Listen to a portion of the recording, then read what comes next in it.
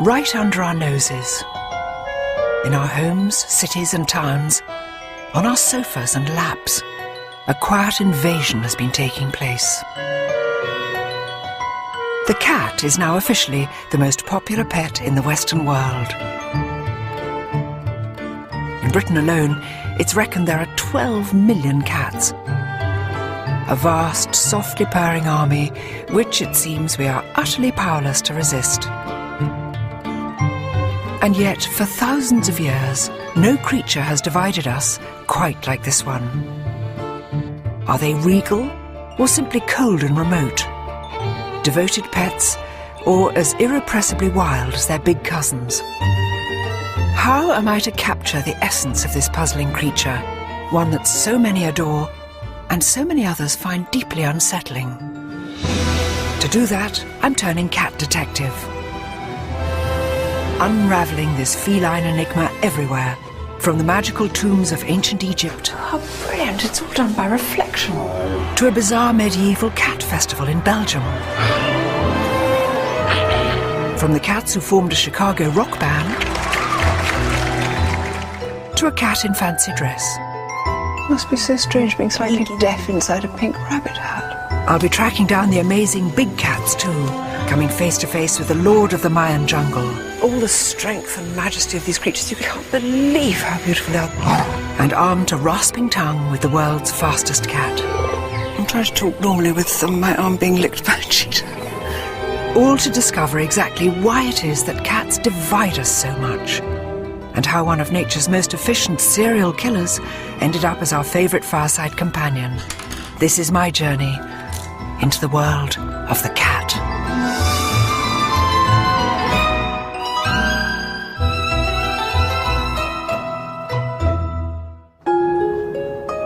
My journey begins here, at home, and it begins with a confession. We don't have a cat. Well, not anymore. For 18 years we had a gorgeous cat called the Bee. When he died, I missed him more than I could ever have imagined. I still think about him every day. We even gave him a little gravestone. People say that you choose a dog, but the cat chooses you. And people say that cats are aloof. Well, I don't know about that. All I know is that the Bee, our beloved cat, was much more than a pet. He was a friend. We loved him dearly. And, you know, I think he loved us dearly too. And yet, I wonder if I ever really knew the Bee, any more than I know the neighbourhood cats that now wander through our garden. Unlike dogs, so much of what cats do is secret and nocturnal, mysterious. It helps to explain why some people find them so disturbing, and why so many others find cats irresistible. But where does this deep divide spring from? First stop on my journey, a cat show in Milton Keynes, to find the true aficionados, the ones whose absolute faith in cats is beyond doubt. In the West, cat shows like this are the ultimate expression of our modern obsession with cats. Hello, darling. Yes, sweet one. And you can see why. Was there ever an animal quite as beguiling as the cat? Another Bengal female. Or as adorable as a kitten? Called what? Scylla. Scylla. Scylla Black. I didn't think of that. Beautiful blue eyes and a slightly Barbara Streisand look. I think it's absolutely fantastic. Over the years, we've engineered around 100 breeds of cat. From green eyes to blue, from long hair to no hair whatsoever. And what breed is she? She's a Sphinx. It's a Turkish van. It's a snow Bengal. This is a Singapore cat. Very bright, very lively. But look around any cat show like this, and you'll notice something which has never changed. It's women, not men, who are least able to resist the lure of the cat. Hard to believe that a few hundred years ago, many of these women, including me, might have been burned at the stake, along with their cats. Because the terrible truth is, despite thousands of years of our deepest devotion to cats, there's a very dark side to our feline obsession. Thankfully, we don't torture witches and their cats anymore. But once every 3 years in Belgium, people gather to remember a time when we did.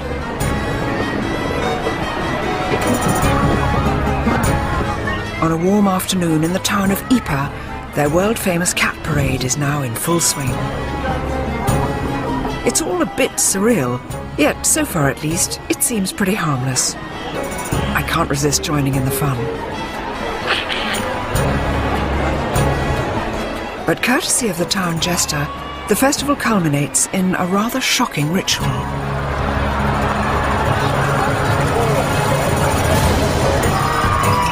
In Ypres 500 years ago, 9 lives wouldn't have been enough for even the sturdiest of cats. Europe had gone witch mad, and here in Belgium they took to slinging live witches' cats off the tops of high buildings. In fact, it wasn't until 1817 that this barbaric ritual was stopped. It's an unlikely thing to commemorate, but thankfully today the cats here are merely toys. It's so strange because even though this is a sort of carnival day and everybody's having such fun and they're only toy cats, a knife of fear and pain goes through me. Just to think that a short time ago they were throwing real live cats out of here simply because of the superstition that cats contained evil spirits. And it wasn't just the Belgians. In the Middle Ages, it was believed that Satan often took the form of a cat. And all over Europe, they were tortured and ritually killed in their thousands, often also burning alive the poor innocent women who owned them. Was there ever a creature which divided us so much? For 1,000 years we persecuted the cat as an agent of the devil, and yet nowadays we go all gooey over them in cat shows. For good or evil, we've long believed that cats have some sort of mysterious magical powers. But where on earth did that come from? Who owned the first cat? And when? And where? Egypt, the land of the pharaohs. It was here 3,500 years ago that wild African cats first shimmied and sashayed their way into human company.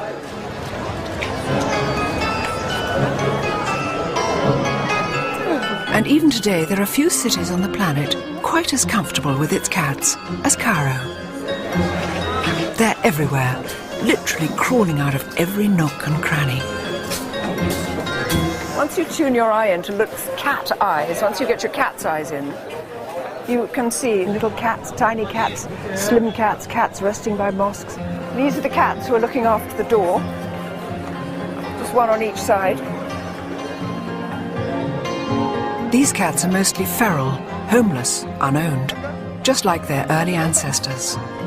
But for all their wildness, they're every bit as loved as the cats which pose for rosettes at shows. Perhaps even more so. It's just incredible how many cats there are and how many people treated them so kindly. This charming gentleman here who's got a special paper bag full of meat so that he can look after them, and they're in beautiful condition, little dapperly patting away. It's just wonderful. The people don't kick them or hurt them, they just smile at them. But in a largely Muslim city like Cairo, that's really no surprise. It's said the Prophet Muhammad had a real soft spot for cats. There's a story that when he blessed his own pet cat on the forehead, he left the mark of his fingers like a giant M, a mark that's been passed down through countless generations of cats. But when and where did cats come to be with us in the first place? And how did they weave their magic on us? To find out, I'm heading way back in time to the mysterious tombs of the dead in Thebes.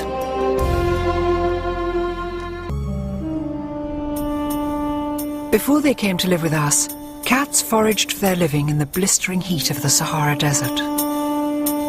Hardly surprising then that the rise of human civilization by the Nile seemed like easier pickings. But the early Egyptian farmers got something out of it too. Grain silos attracted vermin. The vermin attracted hungry African wild cats. And before long, a rather remarkable relationship had been formed. A relationship first recorded in an extraordinary location.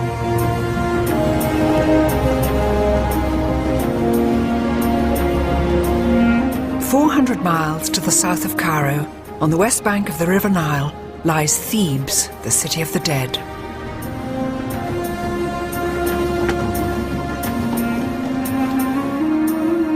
It's here that the ancient Egyptians buried their pharaohs and their aristocrats in lavish tombs. Salam alaikum. Shukran. Thank you, shukran. Tombs adorned with murals celebrating their daily lives in intimate detail.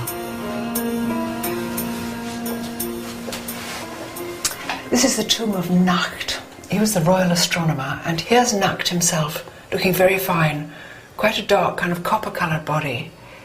And this is his beautiful wife, Tawi. And round here you can see that they've prepared, this is the beginning of the feasting.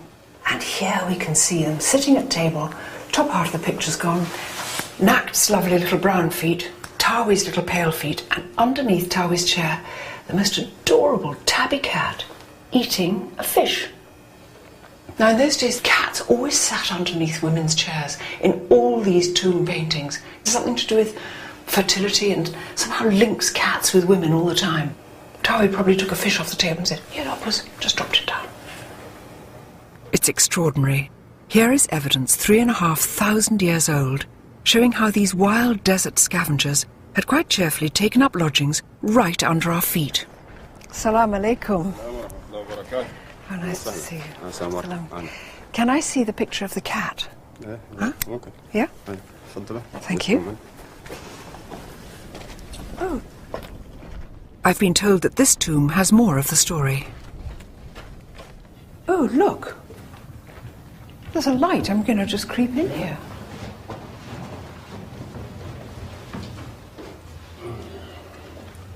With a little mirror magic, all is revealed. How brilliant. It's all done by reflection. Look at this. So this is a hunting scene. Now there's birds all flying up, chaps throwing sticks at them. And here's a gorgeous little cat. There is a story that the Egyptians used to use cats, maybe to flush out the birds, but they used to take them hunting with them. They've also seemed to have taken their tame rat with them, I don't know. Sometimes, of course, I think cats just take it upon themselves to follow human beings, so they might have just gone on his own accord. But I suspect that these might have been hunting cats. Who knows?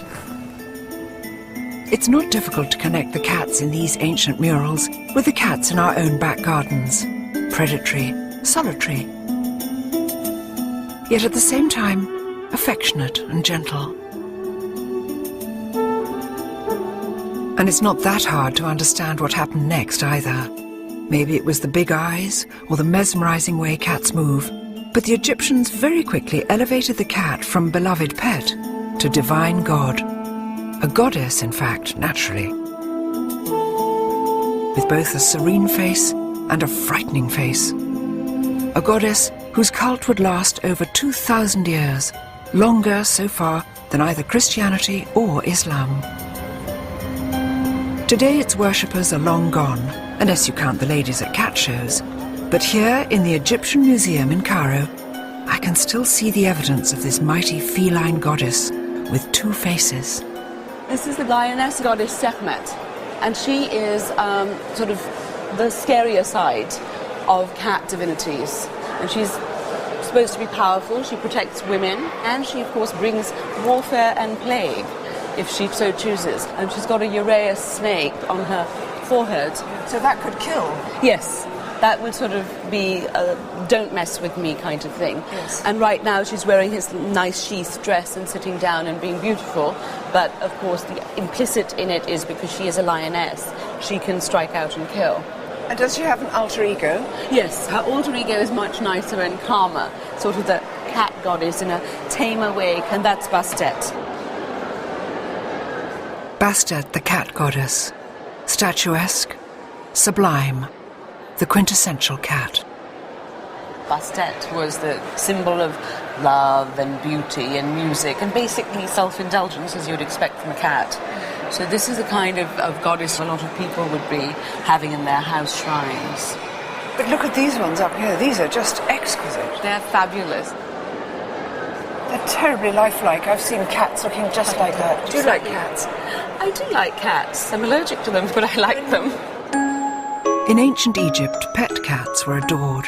Whenever one died, the entire family would shave their heads in mourning. But not all cats were pets.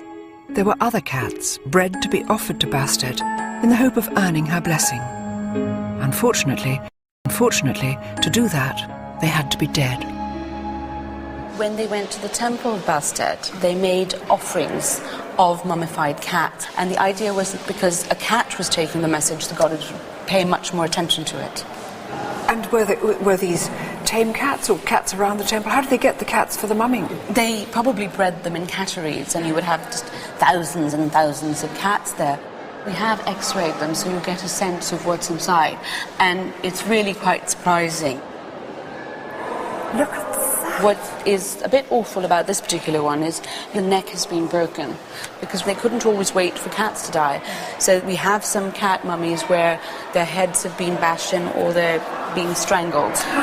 Little cat. That one's an interesting one because... oh my God, what is it? Well, you can see it's a jumble. When they didn't have enough cats, they would just gather up a few bones and mummify that and make it look beautiful, like a cat should be. So that's... Extraordinary. This is sort of cat hamburger, if that doesn't sound too frightful. Do you know what I mean? It's just sort of chopped up and made into a shape. That's very accurate, though, and it certainly looks that way. What's the Egyptian word for cat? Meow. Is it? Because it really is. It sounds familiar, doesn't it? The cat with two faces. Cats as angels and cats as demons. Egypt is the home of the original prototype cat, the Mao, and whatever shape or pattern your pet cat is, it's descended from this ancient line of stripy tabby. In Egypt, the land where cats first walked amongst us, there are many who love them, but there are also others who are out to destroy them. Although in some countries Maos can fetch well over £1,000 a kitten, here in Cairo they still run wild in the streets. Unfortunately, some government officials think the only way to control them is by shooting and poisoning them. From a house in the Cairo suburbs, Maged Abdelrazek is on a mission to rescue them. Oh, now look, this must be one of the newest arrivals. Yes, this is our newest guest, Ida. Ida, You how wanna old hold is her? she? Yes, I do. She's about 7 weeks old. Ida. 7 weeks old. Yes. And she was found? She was found by Yeah. a lady when she was about 5 days old, and I had to take care of her. You did this yourself. You fed her, what, with a little pen dropper? Yes, like about 6 or 7 times a day. Well, she's triumphant. She's quite got a little fat tummy. She's overfed now. But tell me, what makes a Mao cat The Mao cats are the only naturally spotted cats. with striped legs? Yes, that's right. So Yes, they're that's half a correct. leopard and half a tiger. Yes, it's a little tiger. Can take her home. Little. You wanna adopt her? Ida, I do like anything. I hope the Egyptian government finds a better way to look after these beautiful Mao cats. After all, this was the land where we first welcomed and then worshipped this strange, paradoxical creature. 3,500 years later, are we any less torn and divided by this humble beast? Is there anywhere that still accords cats the same adoration as Bastet? Or still harbours fears about their monstrous powers? To find out, I'm travelling to the other side of the world, to the country where the cat is very definitely the queen bee. For an animal that sleeps up to 20 hours a day, it's truly amazing the fuss cats have caused. We've bowed before them as gods, we've treated them as devils. Surely in the 21st century, those strange beliefs must be a thing of the past. Well, not quite. On the face of it, Tokyo is one of the world's most high-speed, high-tech cities. But look in virtually any shop or restaurant and you'll find the ancient spirit of Bastet, a little Japanese cat that's so famous it's been exported all over the world. Maneki Neko, the lucky cat, has one paw raised to beckon in good fortune. So for most Japanese, cats are lucky. In fact, they're now so besotted with the real thing, the demand for pet cats here is one of the fastest growing in the world. I've recruited local cat lover Mary Corbett to help me explore a city where the feline obsession knows no bounds and where no self-respecting cat should be caught naked.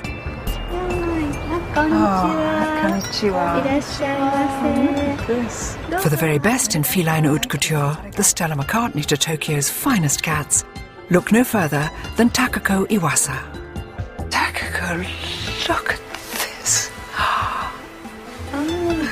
Most cats in most places look overdressed wearing a collar and a bell, but not here.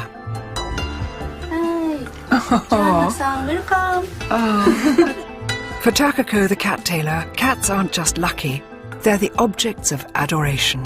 Takako, where do you get your inspiration from now for making, for instance, I see some extraordinary things. I see little cows' heads here and kind of frogs.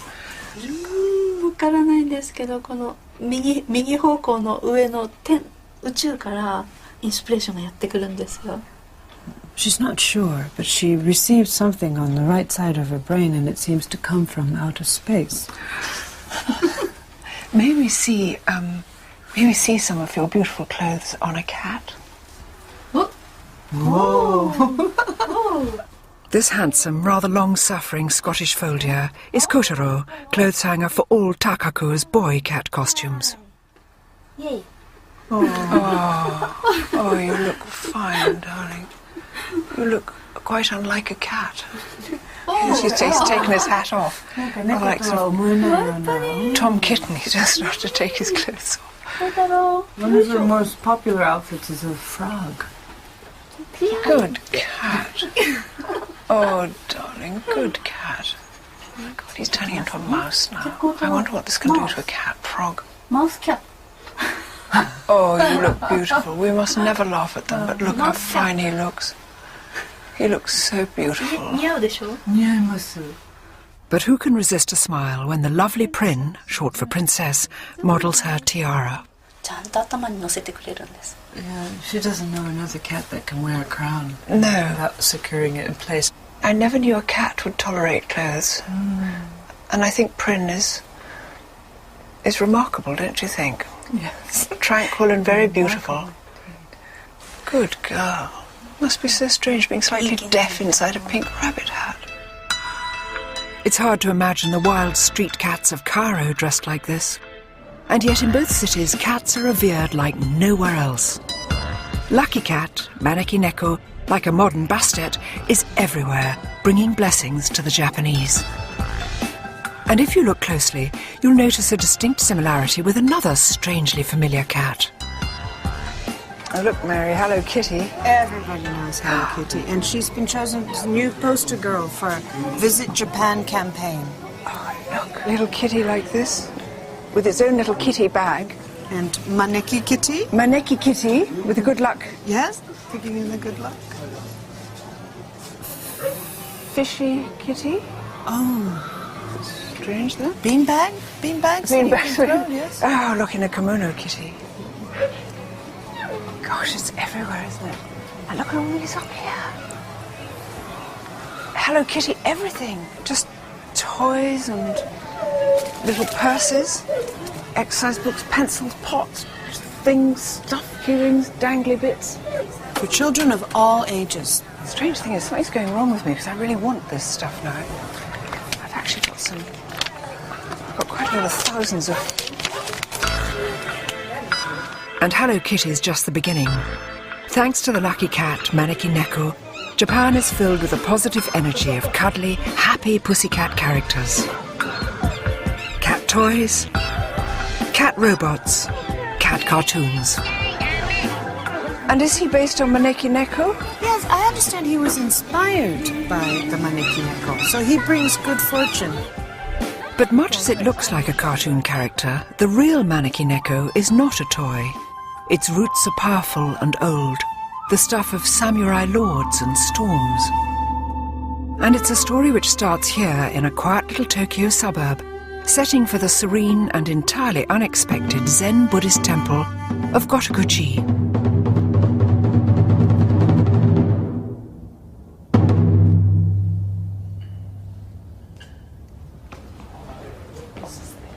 The true guardian of the lucky cat legend is the head priest of Gotokuji. 今日は本当にお時間貴重なお時間ありがとうございます。こちらがラブレーさん、イギリスからお越しになりました。 In the grounds of the temple is a little shrine dedicated exclusively to Maneki Neko.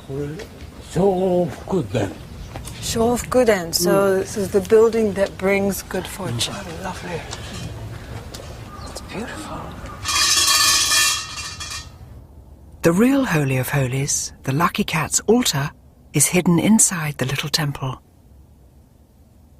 Look at this. Cats, cats, cats. The head priest explains how the legend first began. Over 350 years ago, this was an impoverished, very poor temple, and there was just one monk here, and he shared what little food he had with this cat. And he said to the cat, well, one day I know you will bring us great fortune.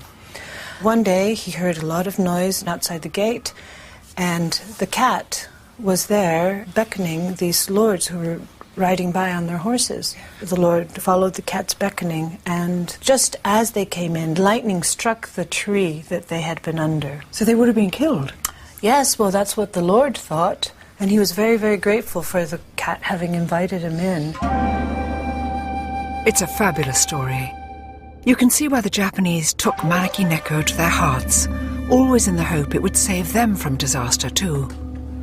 Look at these cats. From all over Japan, pilgrims travel here to seek the blessing of the lucky cat. So many, and some are big and some are tiny. True devotees see the cat almost as a tiny incarnation of the Buddha, a kind of mini-god, really. So worshippers would purchase these cats, and then they would pray that they may meet good people in their lives. When their wishes come true, they will bring the cat back to the temple and offer thanks. So these cats have performed great things for the families. All good news, all happy wishes. All happy wishes. But even here, in a country besotted with its lucky cats, you can detect that familiar ancient legacy of fear and suspicion. Take the bullet train out of Tokyo and you enter an older, more traditional Japan, where sinister legends live on. Horrifying tales which speak of the Bake Neko, an evil monster cat.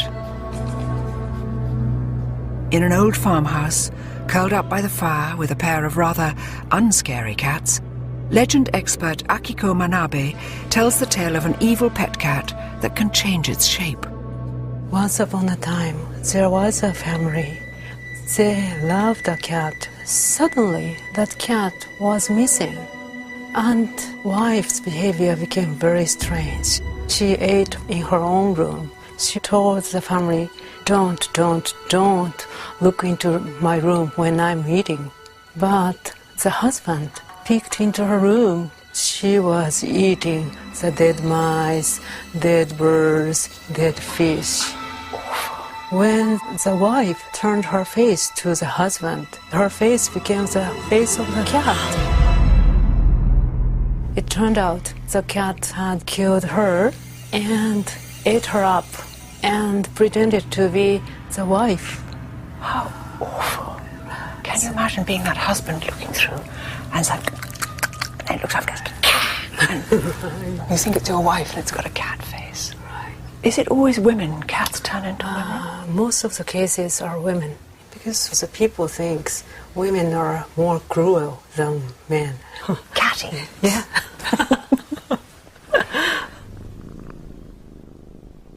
It seems there's such a contrast between the happy, smiling cat who brings you love and luck and this darker side. The Bake Neko cat, which turns into a monster. It seems that even today, we're not quite sure if cats are good or evil. I know what I think, but who knows?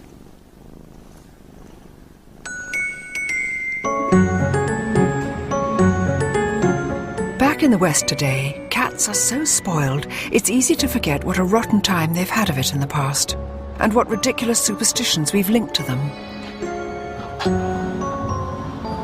We all know know about witches' cats and black cats crossing your path, but that's just the beginning. Back in the old days, when they were routinely flinging cats out of belfries, they used to say that a cat could suck the breath out of a sleeping baby, and that to eat the warm brains of a cat would make you invisible. They said that planting a live cat in your garden would keep down the weeds. We've forgotten now, but for hundreds of years, we used to be terribly cruel to cats. Ever since the pharaohs, we've been unable to agree about cats. And we still can't really decide whether to love them or loathe them. How could something so innocent and beautiful be so divisive? One man who thinks he knows the answer is top feline expert Roger Tabor. Roger, we've seen cats treated as gods and goddesses. We've also seen them demonised and treated as the devil. Such extreme feelings to the cat. Why is that? It's crazy, isn't it? But in reality, they're just the flip sides of the same coin. We recognise that there is something strange about them, and at the same time, you recognise they've deified it. It's always the otherworldliness. And what is the otherworldliness about the cat? Yes. Well, when you look at them, you've got a package. It's a nocturnal, lone hunter. When you're dealing with an animal which is not a pack animal, then you're dealing with an animal that doesn't like being told what to do. With the dog, you are either the boss or you are bossed. But with the cat, it thinks it through for itself. It's much more independent. So we've always been a bit wary, a bit distant. We understand that they are somehow other, somehow wild, somehow strange. The solitary hunter lurking within. The irrepressibly wild feline heart. Is that why we find cats both inspiring and perplexing?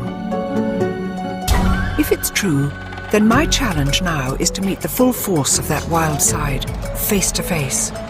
Hidden deep in the jungles of Central America lives the ultimate mysterious, solitary feline. Just like the cats of Egypt, Europe and Japan, the mighty jaguar both transfixed and terrified an ancient civilization. Unfortunately, this great cat is paying the ultimate price for our fear. Rollover Labradors and rollover Cocker Spaniels. In the 21st century, the cat is the new top dog. Globally, there are now over 200 million of them living in our homes. And yet, on this journey, I've learned just how deeply cats divide us. It seems it's their solitary nature which is to blame. But is this the same spirit our cats still share with their wild cousins?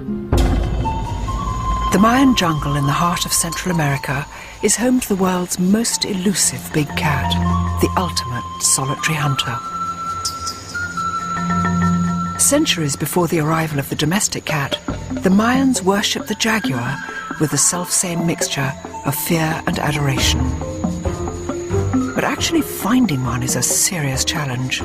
If anyone can help me, it's Mexico's top jaguar conservationist, Gerardo Ceballos. Before we begin scouring the jungle for this mysterious beast, Gerardo's brought me to an ancient ruined city to get a bird's eye view of the enormity of our task. So this is one of the largest ones. Look at that. It's immense. It's huge area. It's probably the second largest in the Mayan world. Calakmul, once a metropolis of 50,000 people, flourished for over 500 years. By 900 AD, this civilization had collapsed, and with it the cult of the jaguar, as the Mayans abandoned their cities for good. So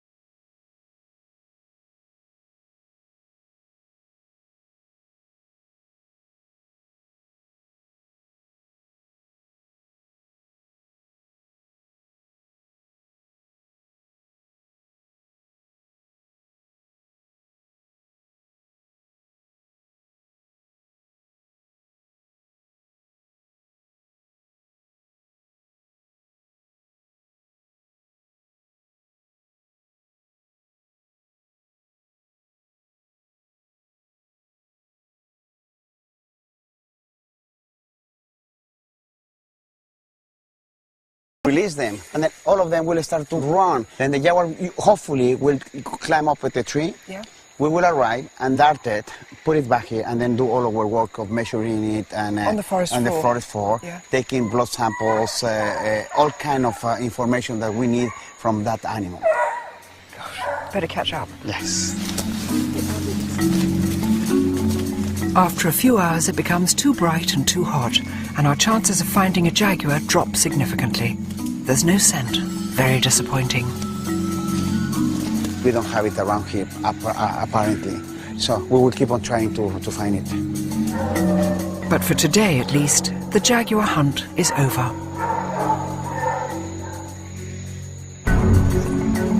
Next morning, we're up again at the crack of dawn, followed by several hours tracking through the forest. But still, nothing. I'm starting to think jaguars really are just misty vapours, a feeling not helped by some very unseasonal rains, which fall every single day. Gerardo, this is supposed to be the dry season. Is this climate change? Because it shouldn't be as wet as this now, should it? No, we have some unusual rains. It's not actually typical to have any rain. After several days of searching, I'm still no nearer my first jaguar. It seems my luck has run out. I just can't believe it. This is supposed to be the dry season, and it's turned out to be the rainiest of rainy seasons. And we've been going out with the dogs and tracking and waiting and looking and doing every possible thing you can think of. Didn't appear. Not one sign, not one sniff. So we're just going to have to call it a day. Feels strangely like England. It's Mexico.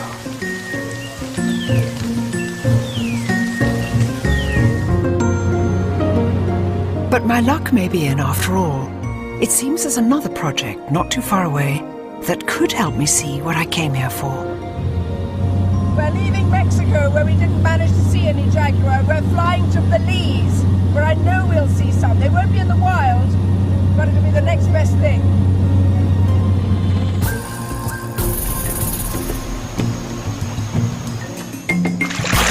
A 100 miles as the parrot flies, in another part of the same Mayan jungle, is Bowden Creek Ecological Preserve.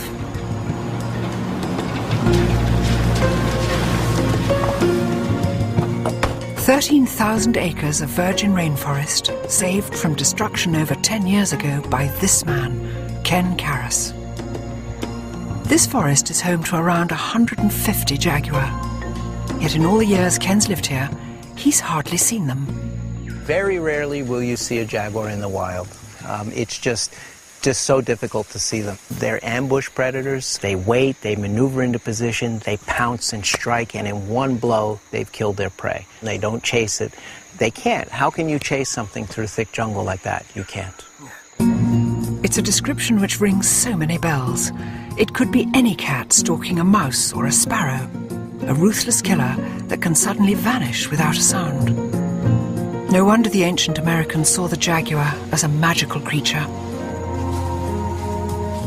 Tragically, I now think seeing a jaguar in the wild would require a small miracle. But there are 2 jaguars I can see.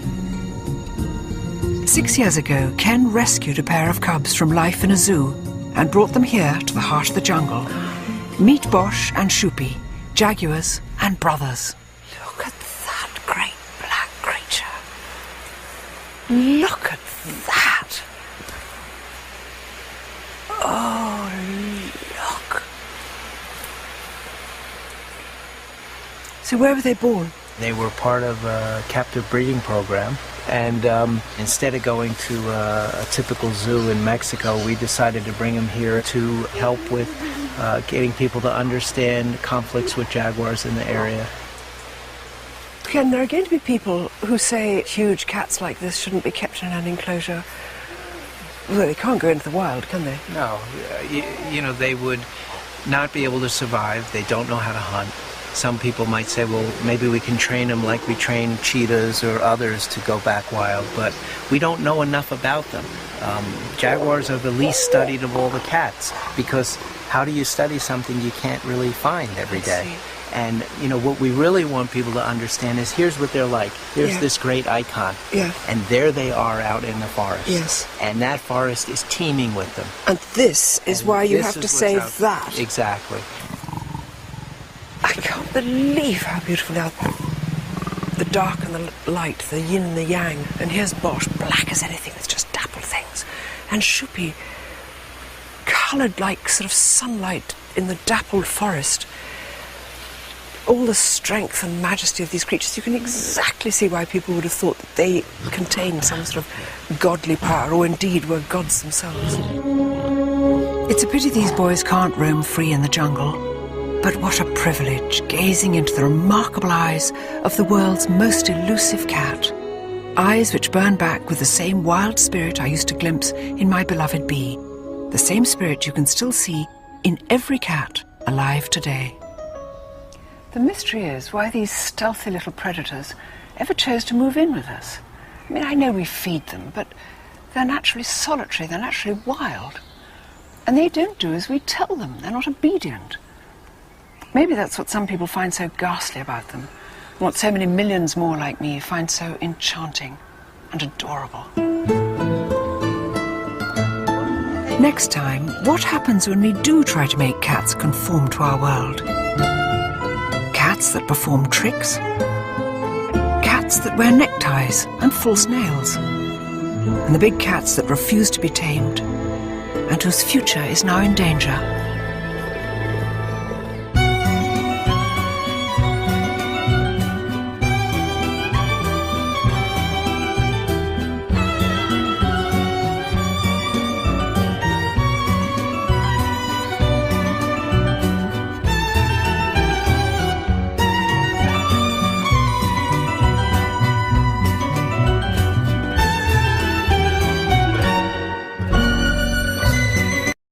There are more pet cats in the world than ever before. Sensual, cute, enigmatic, stealthy. Every one of them working its wild and ancient magic on our senses. And yet, as I've already found on this journey, cats still perplex and divide us. My quest to understand them has already taken me from a mysterious Egyptian tomb to a breathtaking encounter with the lord of the Mayan jungle. I've learned that inside every cat lurks the same wild hunter spirit, and that's despite nearly 4,000 years in our company. But sadly, man is notoriously bad at leaving nature alone. And so I now want to know what we have done to the cat to mould it to our way of life, and whether our meddling with nature has gone too far. It's a question which will take me from a close encounter with the tongue of a cheetah. No, we are that lovely raspy tone. To the cats who formed a rock band. From the woman who knows how to talk to them. Yeah, when he is all done, we won't even know what to do with them. She's just starting to speak in cat language. To the tragedy of a leopard locked in a cupboard. She put him in a closet, and that's where he lived all day long. I mean, how he survived that, I don't know. I want to discover whether all is well with one of nature's most enduring partnerships. Between cat and man, or of course, woman.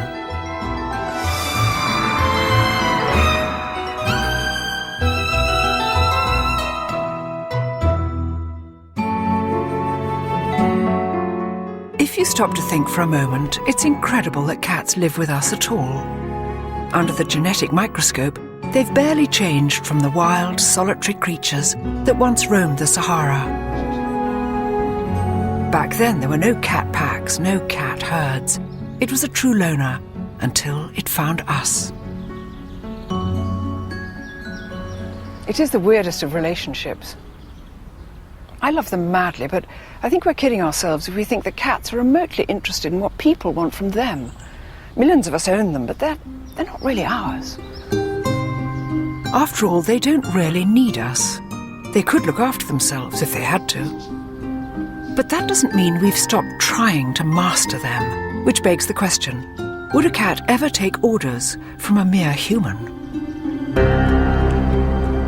To answer that, I'm in Chicago on a bitter winter's day.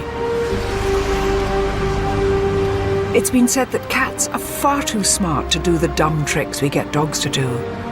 But whoever said that hadn't been to see one of Chicago's oddest cabaret turns, a circus performed entirely by cats. It looks as though preparations for today's show are already well underway. For the record, I usually have little time for performing animals, any more than I have for zoos or wild animals in captivity. But a cat circus intrigues me. Cats are so famously uncooperative. I'm curious to know how ringmaster Samantha Martin persuades them to do anything at all. Hi, Samantha. Hi. Hi, Joanna. Hi, nice to meet you. You're getting stuff ready for the show? Yep, big show today. This little white face listening to you talking. Who's this? Oh, this is Tuna. Tuna. She's the star of the show. Is she? Mm-hmm. Hi, Tuna. Tuna. And what makes Tuna such a good cat for performances? She's very consistent. She has no fear issues whatsoever. Where some of the other cats, some days they perform, sometimes they don't. It's free will. We open up the cage. If they don't come out, that means they don't want to come out. So we close the cage, we move on to the next trick. But Tuna always wants to... She rang the bell. I'm sorry, that was the cat ringing the bell. Tuna, will you ring the bell? Yes. She's like, attention, attention, come on. Here, Tuna, go back to your light. That's quiet. Tuna's just switched the light on. Sweet cat. Oh, Tuna is brilliant. She really is. How do you get a cat to do what you want it to do? I can see you're giving her small rewards. But it's a lot of it has to do definitely with a special treat. You can train a cat to do just about anything you can train a dog to do. But then where a dog will just be like, I don't care if I only have 2 breaths left. Whatever you want from me, I'll give to you. And cats are like, I don't think so. Dogs will work for love, where cats work more for, they want to pay off. They want to see the contract up front. They're hard negotiators. Are they your pets as well as your performers? Oh, absolutely. The cats all live with me. Not going to say how many cats I have, but I always say I'm single. I'm going to stay that way. Do you think Mr. Wright is waiting out there, Mr. Cat Wright? Somehow doubtful, because not one guy has asked me out after the show. And I wear this sexy cat outfit. Come on. When they said cat circus, I didn't know what to expect. Certainly nothing as much fun as this. And the slight dangerous quality of will they, won't they. Very exciting. Can't wait for this afternoon's performance.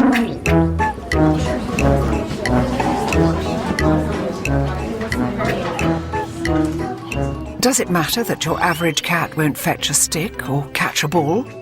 No, of course not. To me, this is much more impressive. Because cats only do the things they want to. And that, in my eyes, is what makes them truly smart.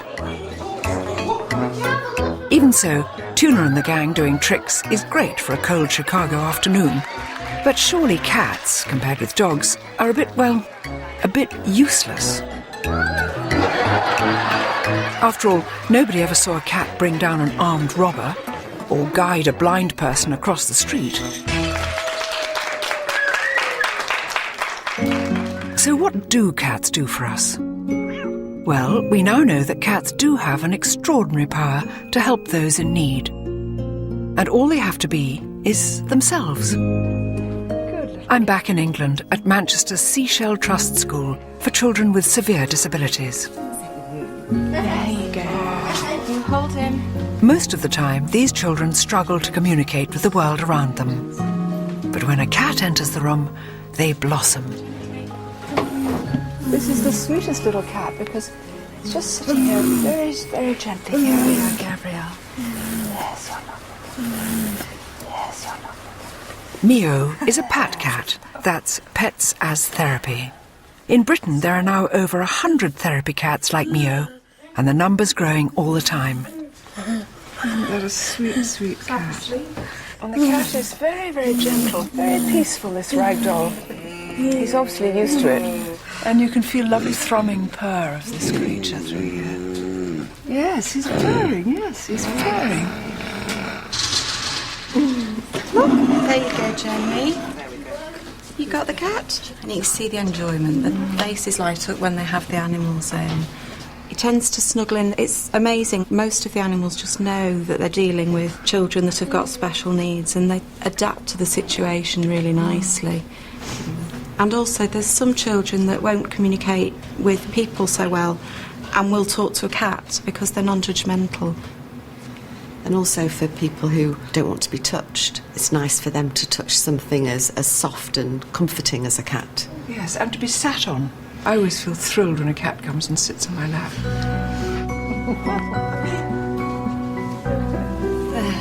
How about that? It's deeply moving to see how the warmth and softness of a cat can stir such pleasure in these children.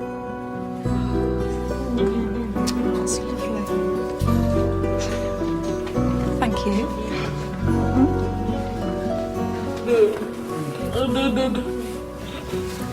She's busy watching the good boy. Good girl, good cat. Yeah. Did that make sense? No, I didn't say it right. Yes. Did it? Yes. Good. Surely anyone who's ever stroked a purring cat can understand this. Feline company can lower blood pressure, improve your mood, and bring companionship to the lonely and the sick. But if cats can change our lives, how have we changed theirs? What price have they paid for our insatiable need to muck about with nature? I mean, this is really one of the strangest little beasts I've ever held on my lap. Instead of us trying to redesign the cat, perhaps we should try to understand how and why nature designed them in the first place. So with my whiskers, if I had whiskers as well, I'd be fantastic.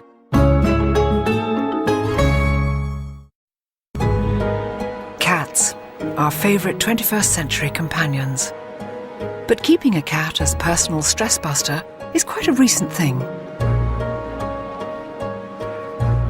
For thousands of years, we used them almost exclusively for one job, and one job only: pest controller. And for that, they were supremely designed by nature as one of the world's most efficient killing machines. What is it that makes a cat a triumph of evolutionary engineering? That's something I can now literally see for myself, thanks to the pioneering work of scientist Alvaro Casanelli and his peculiar invention, a cat's whiskers headset. Alvaro, will you explain this extraordinary headpiece? Well, it's a mask that gives you the ability to sense the space around you, like having cat whiskers. Of course, you don't see them because they are made of light and motor vibrators. So when something gets close to you, it starts vibrating. The closer you get, the more vibrate. Should we put it on? Yeah, that's right. It looks a bit Hannibal Lecter, but you know, yeah, I like the look. It's to be used in the dark, so nobody will see you. Perfect. That's okay. You look beautiful. So now I will just switch on the motors. Are you ready to have superpowers? Oh, don't. Oh, God. Oh, God. How weird. Yeah. The mask is sending everything wirelessly to this computer. So try to approach your hand or, over your mouth. So this is the sensor near your mouth. Oh, this one. How can I try it out? Well, we will try that on the corridor. A cat's whiskers are the most incredible bits of kit. They're so sensitive to tiny air currents and electrical fields, the cat can sense objects even without touching them, and in total darkness. Now, I'm going to find out what that feels like. This is a very strange feeling. So now you have to walk in front of you till the end of the corridor. Yeah. Okay. So first whiskers on, and then let me switch the light off. Tell me when the light's off. They are off now. Back in the lab, Alvaro monitors my every move. I can't see a thing. I can feel the buzzing. Right. And I mustn't use my hands. The temptation, of course, is to use your hands. Oh, I can feel something very close to me there. So away from that, away from that. That's a big thing there. I get away from that. Something there. Nothing here. Come on, be bold, Lumley. I can't tell you how frightening this is. If you could hear my heart. It's absolutely hammering. At last it's lights on, and not a moment too soon. You get lost. You don't know where's your direction, where you're You don't know if for. Is that all? Is that all? Yeah, also on the elevator, you get stuck there and there. I didn't go into the elevator, did I? None. Yeah, you went to the fourth floor and you came back. No, you had a cup of coffee and I don't remember it. No, it was strange how frightening it was. It's strange how odd. I've got a long way to go to be a cat. Of course, when it's stalking a bird or a mouse, a cat has plenty more weapons at its disposal, not least of which is an incredible sense of sight. From just tiny slits in the day to massive moon eyes at night, your pet cat is a whopping 6 times more sensitive to light than you are. And with the addition of a natty pair of light-intensifying goggles, now I will be too. Too many things to adjust. Okay. So it should be, tell me how it feels. That feels... The line of sight. Yeah, that's good. Okay, so I will probably switch the light off and we'll see. Oh, I see the lights on. Oh, yeah. Wow. So it was too easy. What about now? Oh, now I cannot move, I don't see anything. Okay, but I can. So, okay, now this is me walking with cat's eyes as opposed to cat's whiskers. I have no sense of distance, but here I come. Look, not touching the trees. That's not bad, is it? Oh, this is fantastic. So with my whiskers, if I had whiskers as well, I'd be fantastic. And I've a feeling I even might look slightly like a cat. Do you feel that? Wow. That was extraordinary, Alvaro. It doesn't really make you feel like a cat, but maybe... It doesn't, but it makes me respect cats so much because, of course, they have all this absolutely inbuilt and they know exactly how to use it. I was a complete beginner, you know, but they know perfectly. So cats won't be needing this for a little while yet, beautiful though it is. Thank you for letting me try it out. I think I'm just going to look at any old moggy with such respect. A cat's eyes and whiskers were fine-tuned by millions of years of evolution. Sadly, the way some cats look today is the result of just a few generations of biological tampering by us. There are now around 100 different breeds of cat. Fat ones, skinny ones, flat noses, pointy heads, big balls of fur, or no fur at all. But are they really all the product of our attempts to improve on nature? With the aid of a few hand-picked pedigrees, top cat biologist Roger Tabor explains. It's strange looking around at all these cats, Roger. They're all, well, obviously very different. Did we breed them all to look like this? The simple answer is no. Natural selection has happened just as much as man's hand, or woman's hand, because a lot of breeders are women. For example, in a hot climate, you will find, by and large, lighter cats, slimmer cats with shorter coats. When you move away to the chillier north, there's this whole group of really heavy-built, long-haired cats that evolved. And then some of them, of course, we've changed ourselves. But in a funny way, they're all roughly the same size. And yet dogs, when I think of things like a Chihuahua and a Great Dane, why is there such a difference in the size of dogs and really not so much in the size of cats? Dogs are different because through the centuries, dogs were selected for jobs. Yeah. So you had big dogs doing big jobs and little dogs going for yappy down holes and things as opposed to ripping things apart. With cats, there has not been this selection pressure by us to get the animal working. Because all we really wanted them to do was to look after our grain, didn't we? Absolutely. Mice and rats was our cat target. And they come as one size, so as long as the cat can get them. Do that. And therefore, actual positive breeding in the way that we do it now is very recent. We've been doing it to dogs for centuries, and now cats are fast catching up. By playing mix and match with genetics, we're designing ever more exotic shapes and sizes. But how far are we prepared to go? For some of the world's strangest experiments in cat genetics, there's only one place to look: America. I'm heading for an encounter with a munchkin. That's a cat. In fact, it's the feline equivalent of a dachshund. And it's earned breeder Terry Harris a nickname in the world of pedigree cats. Meet the Munchkin Queen. So the first munchkin, as far as you know, was a natural development in the cat. It was just a cat which happened to have short legs, is that right? That's correct. It's a naturally occurring spontaneous mutation. Yeah. The gene that is responsible for the dwarfism shortens only the long bones in the leg. It would be like from your elbow on down. Now, this is a strange-looking little creature, isn't it? He is different looking from a cat, isn't he? He is a Sphinx hybrid, bred to a munchkin, so he has no hair and very short legs. I mean, this is really one of the strangest little beasts I think I've ever held on my lap. But, of course, this cat, he's not even got any whiskers. No. So this little person obviously goes about his life in a quite different way. I'm starting to see why Terry's called the Munchkin Queen. It seems there's no combination too strange for her to try. This is Maisie. Maisie has 3 mutations. Maisie? She has the folded ear gene from the Scottish fold. Yes. She has the dwarfing gene from the munchkin. Yes. And she has this wonderful curly coat from the Leperm cat. Yes. Look, even her whiskers are munchkined.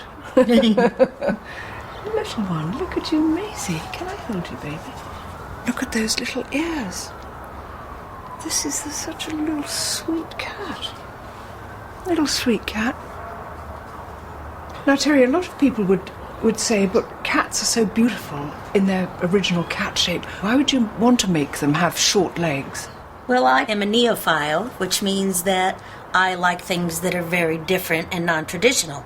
I just think that they're just adorable. They're comical. They come in all different colors, short hair, long hair. And just from the moment that I saw one, I just had to have it. This mutation doesn't bring about any kind of illness, does it? No, they don't have any limitations other than perhaps the distance that they can jump. Now, I'm a short woman. I can't jump as far as a tall woman. But we jump, nonetheless. Is it right? Do you think you're playing God?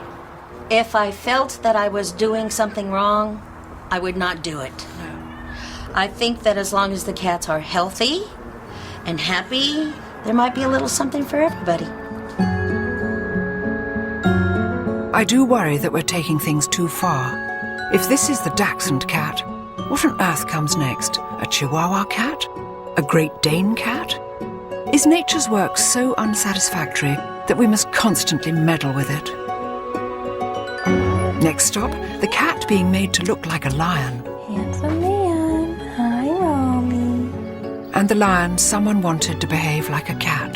Just living in a basement. Living in the basement. People are extraordinary.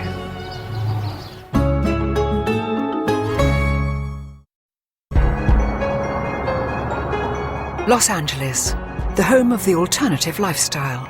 The world capital for lavishing more money than sense on your pet. In LA, people who want a designer lifestyle for their designer cat bring them here to the best little cat house.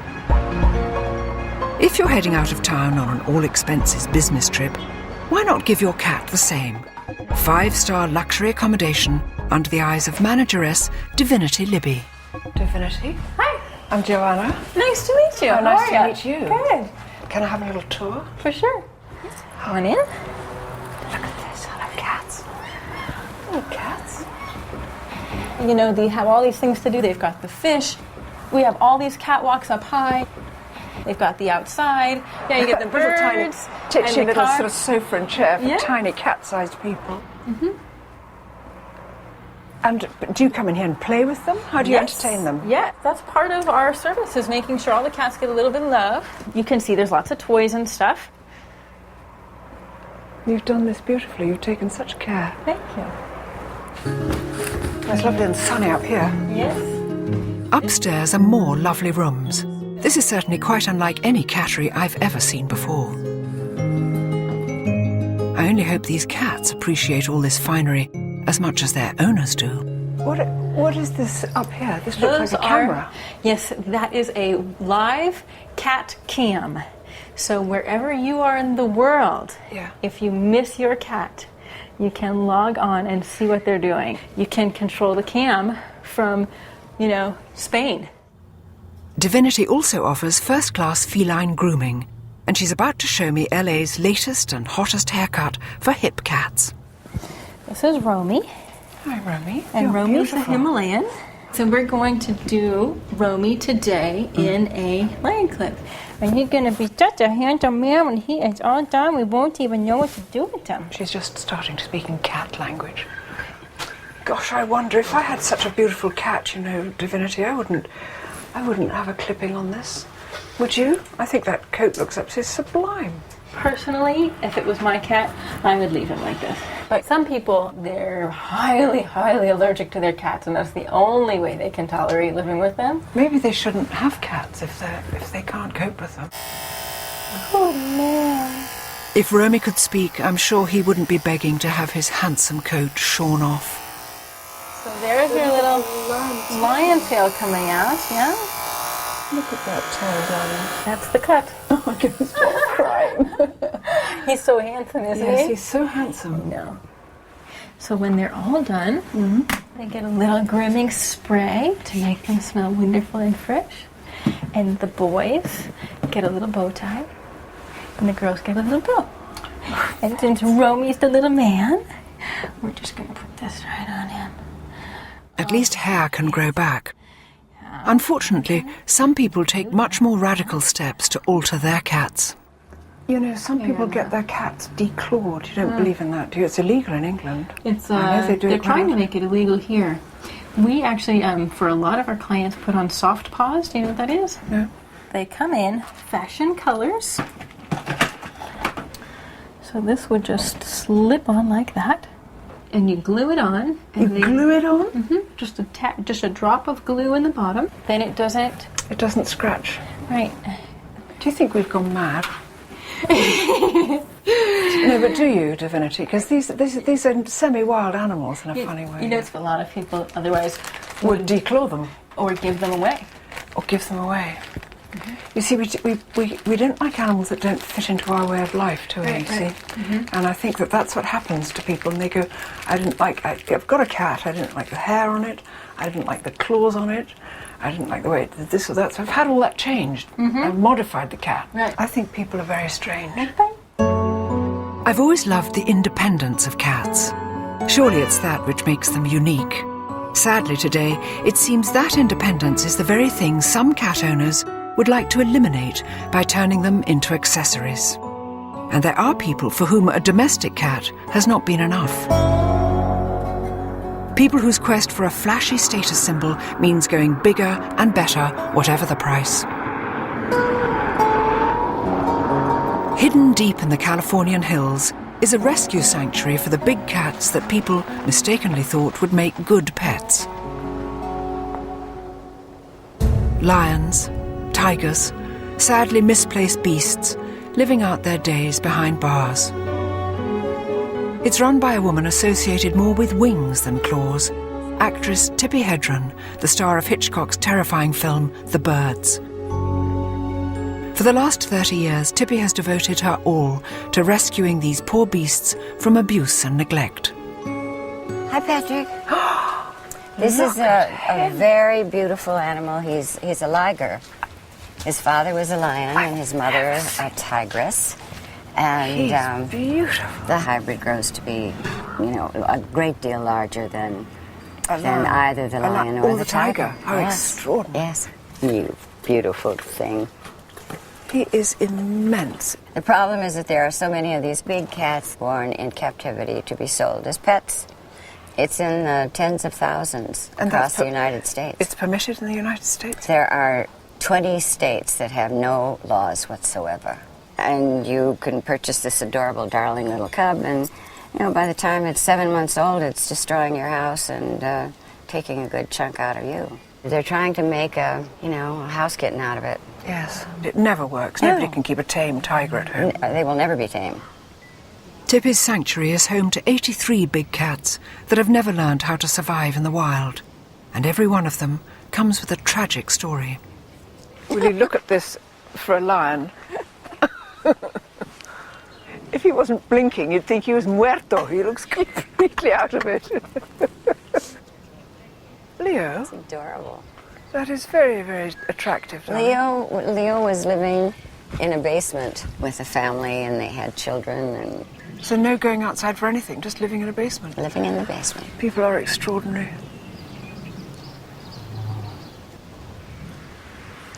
This beautiful black leopard was purchased in Texas for $6,000. And as he grew, he was scratching the ladies' satin sofas and chewing her Jimmy Choo's shoes. So she put him in a closet, and that's where he lived all day long.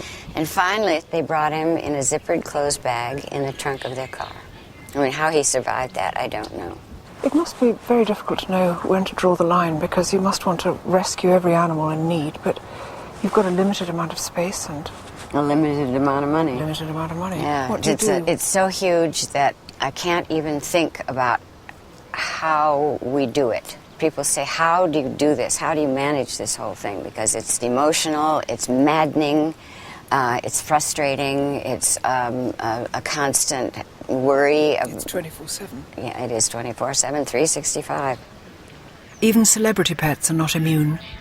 When a certain superstar's mansion hit the rocks, these two beautiful tigers ended up here without a single cent of support money, or apparently even a phone call to see how they are. There are some terribly sad stories which have brought these creatures here, but Yes, now that indeed. they are here, this is truly a sanctuary. It's a kind of Garden of Eden you've made for them here.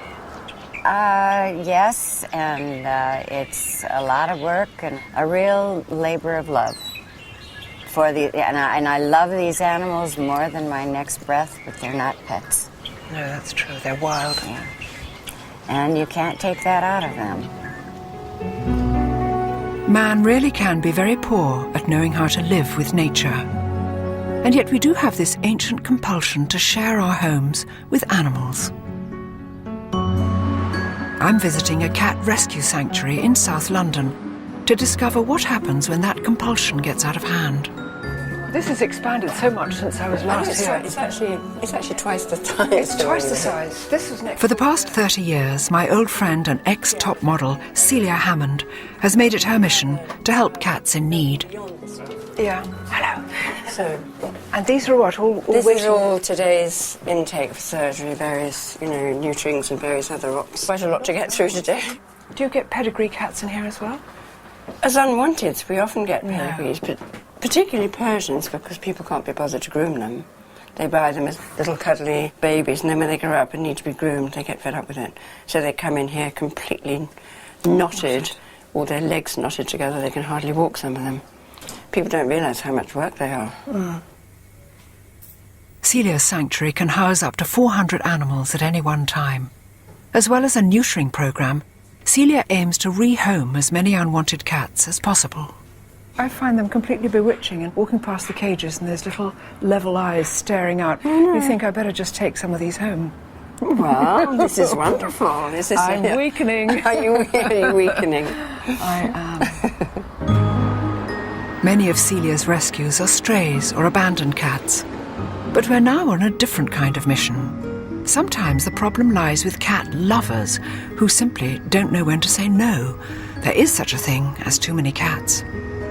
Well, it's real hard work to try to persuade people to get their pets neutered. Some people say, I don't care what happens to other people's animals. All I know is I want my cat to have kittens. But they're making the situation worse when there's so many animals being put to sleep every day. How can it be right to bring more into the world when there's no homes for what's here already?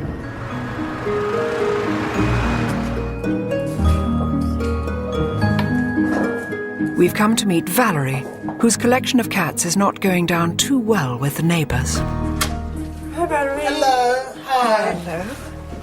Hi, Valerie. How are you? How nice to see you. Oh, look, you've got a little person here. Yes. It's so cute, this one. Called what? Oh, I'm giving it a name. You haven't got names. No, it's a baby. Oh, come in. Valerie now has 21 cats crammed into her tiny flat.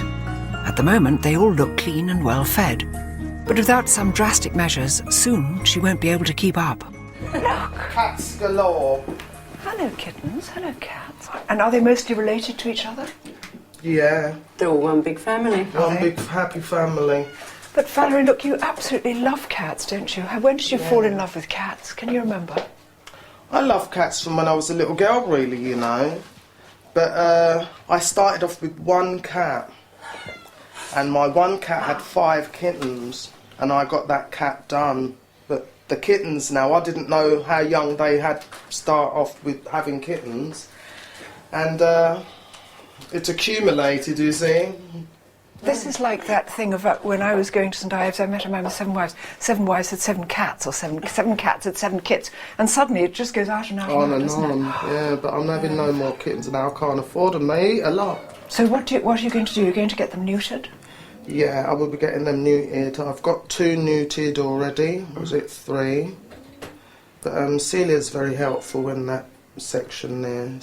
We're going to get them all done, Valerie, aren't we? Yeah, need to get them all done. It makes I can't sense, take no. Yeah, they eat more than me. I feel sorry for myself in the supermarket when I look. It's all cat food. I hope people don't think it's for me. I think Valerie simply hadn't realised how quickly the numbers would explode.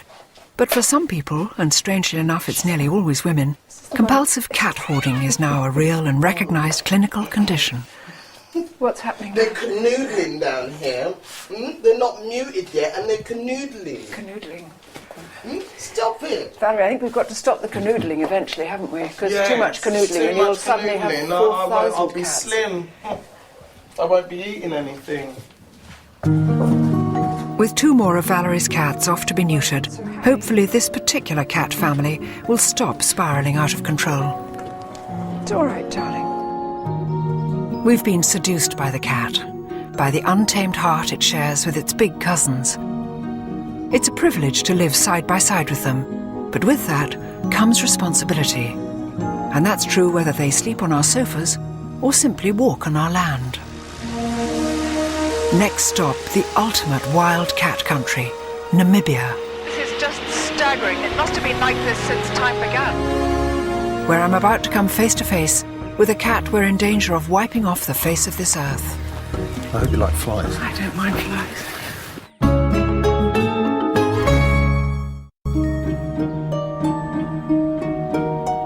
Quietly, cleanly, and with great poise and self-assurance, the cat has overtaken the dog as our favourite companion. But for all our efforts to master and redesign them, cats are still at heart as wild as they ever were. When you compare them with their larger cousins, you recognise the same predatory instincts that we watch with fascination in our back gardens. The big difference is our response to these cats all too often comes from the end of a gun.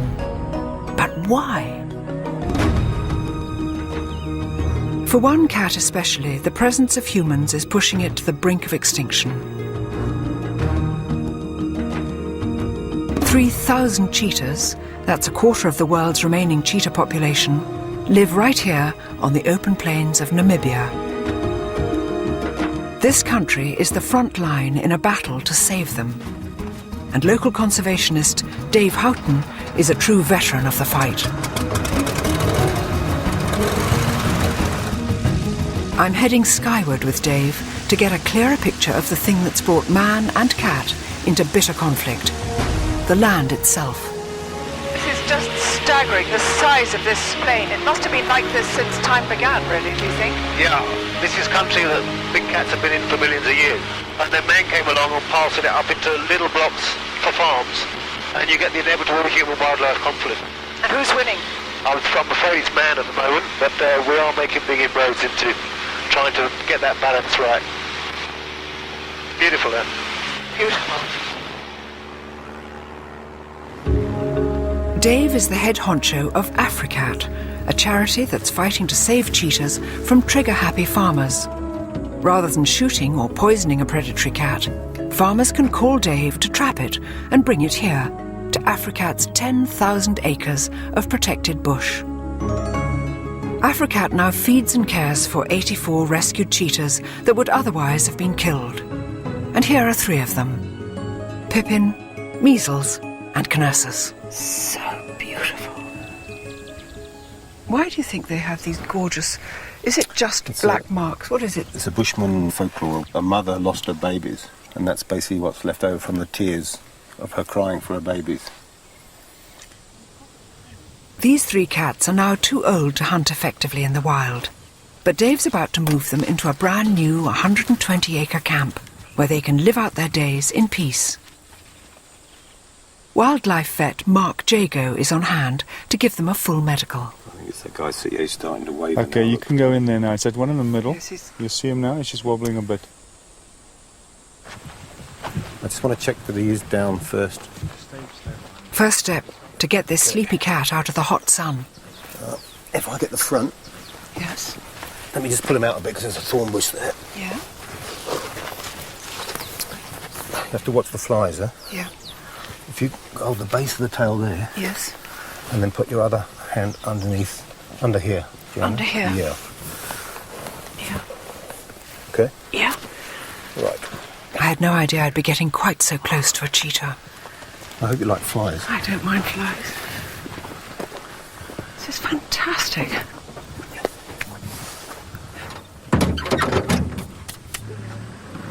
Next, we head off to the clinic for a full health check. We're going to start here with the eyes. Check the eyes out, make sure there's no injury, anything like that. And you can see how the pupils are incredibly clear. 100%. Right. To make myself useful, I've agreed to some heavy-duty grooming. I thought I knew how to detangle cat fur, but this is different. Golly, some of these are pretty much in, aren't they? Yeah. What do? You scrag them out? You No, walk no, like a no, butcher. Like that. Oh, I see. It's funny how quickly you feel completely at home. You think I'm just combing a cheetah's tail here, just scragging out the dead flies and the burrs. I've only ever seen these things on film, you know. I think respect is the first word that comes to mind for these creatures, isn't it? Whenever possible, Africat releases rescued cheetahs well away from the farms where they were captured. But sometimes the young, the infirm, or in this case, the elderly, become too dependent on us to survive on their own in the wild. Which is such a shame. Well, tell me, an animal like this, which does 80 miles an hour, how can it ever live a natural life in captivity? It can't, can it? So you can keep it groomed and healthy and alive and everything, but it wouldn't be living like a cheetah. No, I think it's something we've got to recognise. That, you know, as much as we try and improve the conditions in captivity, what we really are working towards is looking at the animals healthy, happy, and conserved in the wild. Yeah. Because that's where they should be. It's reassuring to know there are projects like this. But it's depressing to encounter yet one more example of mankind's inability to live and let live, especially where cats are concerned.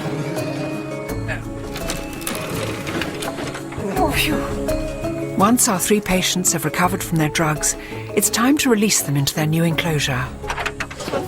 Yeah. Dave's wife, Carla, lends a hand. Just gently stick your fingers in the hole. Are we ready? Yeah. Ready? Hang on. I'll normally just put my fingers half in the hole because then you get a bit of... Yeah. Okay? Okay, go.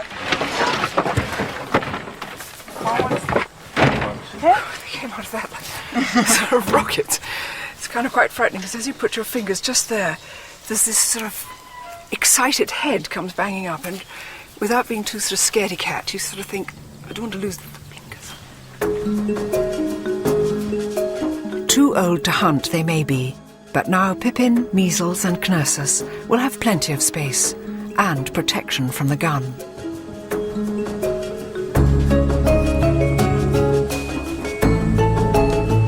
In another Africat enclosure, I'm waiting for Dave and Carla, who've promised me a special treat. God, look at that. That's wonderful thick purring sound. Hello, darling. Come on, you can just lay in the sit in the shade. Come on. Pugsley and Gomez, rescued as tiny cubs when their mother was killed by a farmer. There was no choice but to rear these 2 stunning creatures by hand, which has made them pretty much as tame as a cheetah is ever likely to be. There's my boy. Yes. There's a good boy. Huh? Look at your eyes. They're huge, aren't they? Where's my boy? No, we are. They're lovely raspy toes.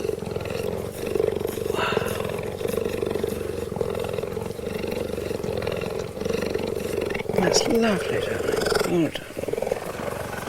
It's extraordinary. Apart from everything being on a slightly different scale, i.e. the purr is 40 times louder and the limbs are X longer, they're so like domestic cats, that licking and flopping. Look, he just loves that. I'm incredibly privileged to be so close to these beautiful cats, but it would be a mistake to think they make good pets. We must always remember that they're wild animals, so really wild animals should stay in the wild and not be in somebody's flat in Bristol or something, you know. It's not fair on the animal for a start, you know. I'm trying to talk normally with my arm being licked by a cheetah. It's just extraordinary.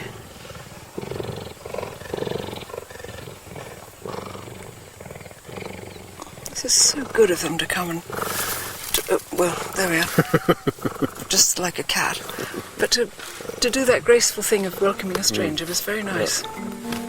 I've seen and held and been licked by so many cats on this journey. This cat is so much bigger, but in a way, it's no different from any of them.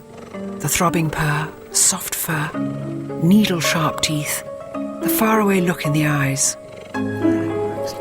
and the calm that comes from the presence of something so free and untamed, just like our cats back home.